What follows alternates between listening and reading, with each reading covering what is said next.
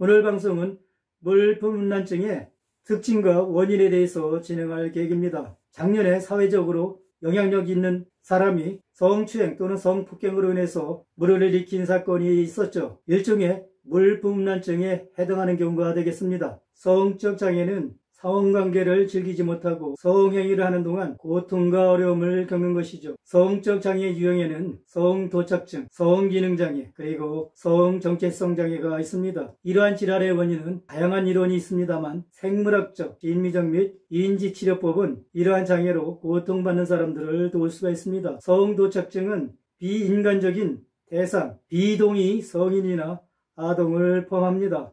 성적 파트너에게 고통을 가하는 성적 학대를 의미합니다. 성기능장애는 성관계 시에 시작, 완성 또는 만족을 방해하는 문제가 됩니다. 이러한 증상은 남성과 여성 모두에게서 발생할 수가 있습니다.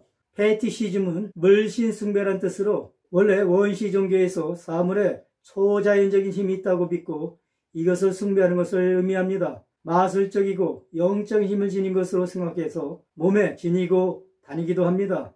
물품음란증은 성적 흥분이나 만족의 원천으로서 무생물의 사용을 의미합니다. 즉, 성적인 것으로 간주되지 않는 대상 또는 신체 부위에 대한 강렬한 성적 매력이 됩니다. 이 질환은 무생물에 대한 지속적이고 반복적인 사용이 되겠습니다. 여성 의류가 가장 인기 있는 무생물이 됩니다. 물품음란증은 특정 대상이나 신체 일부분에 대해 갖는 독특한 성적인 강박관념이 되겠습니다. 생명이 없는 물건 또는 성적 부위가 아닌 인체 부위에 접촉함으로써 성적 감정을 느끼는 여성 불권해가 되겠습니다. 이 질환은 반복적으로 발생하는 격렬한 성적 충동과 성적으로 자극을 얻는 장애가 되겠습니다. 어떤 사물도 성적 쾌감을 얻는 대상이 될 수 있지만 특징은 성관계나 성적 만족과의 관계가 되겠습니다. 대상물은 의류, 동물 또는 기타 비성적인 물건을 포함합니다. 치료를 받지 않으면 심각한 사회적 및 정서적 문제가 발생할 수가 있습니다. 이 질환은 무생물, 고무 등 특정 촉각 자극, 발가락, 엉덩이와 같은 신체 일부와 연관될 수가 있습니다. 주요 무생물의 성적 대상은 여성용 팬티, 브래지어, 스타킹, 신발 또는 기타 의복이 되죠. 신체 부위에 대한 자극을 갖고 있는 사람은 성행위 중 비생식기, 신체 부위를 자극합니다. 성적 자극이 무생물과 신체 부위를 포함하는 것은 드문 일이 아니죠. 이 장애는 자유하는 동안 대상물들을 붙들거나 시음하거나 문지르거나 삽입하거나 냄새 맡는 것을 포함합니다.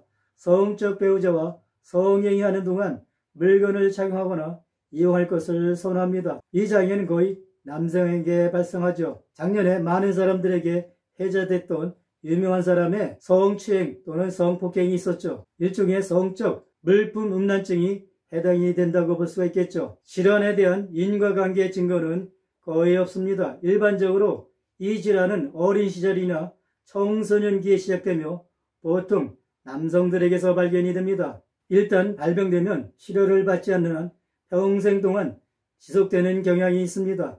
현대 심리학은 질환이 조건화되었거나 충격적인 경험의 결과라고 가정합니다. 그러나 뇌구조 및 유전과 같은 요인도 가능한 설명으로 간주가 됩니다. 정상적인 성행위에 부적절하고 거부되는 것에 대한 두려움을 느끼는 심리적 원인에서 나타날 수가 있습니다. 또는 아동기 학대가 원인이 된다는 견해가 있습니다. 남성은 여성 속옷이나 스타킹의 질감이나 촉감을 즐길 수가 있습니다. 처음에는 즐거운 감정이 무작위로 발생하고 시간과 경험에 따라 여성의 속옷이나 스타킹을 성적 행위의 일부로 사용하는 행동이 강화되고 의리와 성적인 각성 사이에 연관성이 강화됩니다.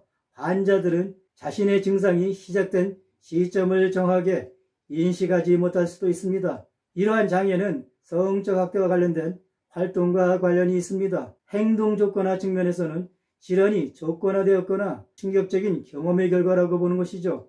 생물학적 요인으로는 뇌구조 및 유전과 같은 요인, 심리적 요인으로는 성행위에 의해서 부적절하고 거부되는 것에 대한 두려움이 될 수가 있고, 환경적 요인은 아동학대가 되겠습니다. 오늘 방송은 물품 음란증의 특징과 원인에 대해서 진행했습니다. 다음 방송에서는 물품 음란증의 증상 및 치료에 대해서 진행할 계획입니다. 본 방송이 유익하셨다면 좋아요를 눌러주시고, 구독자가 아니시라면 구독을 신청해 주시면 대단히 감사하겠습니다.